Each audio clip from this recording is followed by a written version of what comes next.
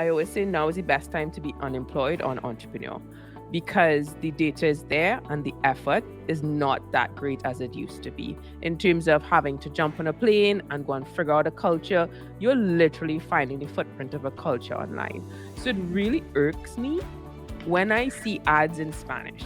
And I know, right, that there are people who speak Spanish in Trinidad and Tobago right now. I know there are people that speak Spanish across the Caribbean.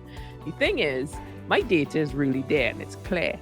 All my stuff is in English. So somebody got a job and didn't do the work because the return on investment in the Caribbean, as Michelle rightfully said, I mean, to me, it's a low output kind of situation when it comes to the running ads, creating content, and the return on investment is extremely high. But unfortunately, we get lumped under, the Latin space because we are relatively tiny in the grand scheme of things. And then we also have this identity crisis thing where everybody thinks the Caribbean is the same. But if you're watching this from outside the Caribbean, you realize I have a different accent than my panel guests. So it really just takes a little bit of research online. And as Ingrid rightfully pointed out, don't be allergic to data. It's all there.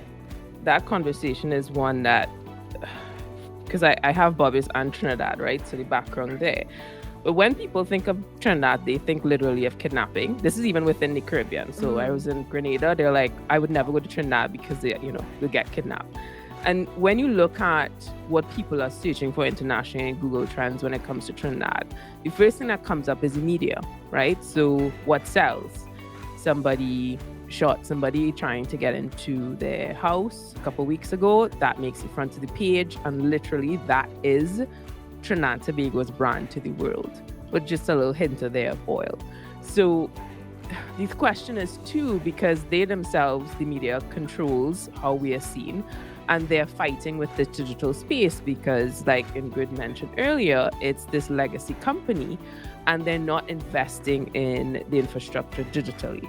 So what happens is we have this very I always say I praise Jamaica for their branding because all the Caribbean can learn from it. At least come and spend your money. We're not even there. We're not even there. And it's something that I find our stories are not being told, and the people who want to tell stories don't have necessarily the financial backing of these big media companies. So it's like a catch-22. I'm conflicted by it.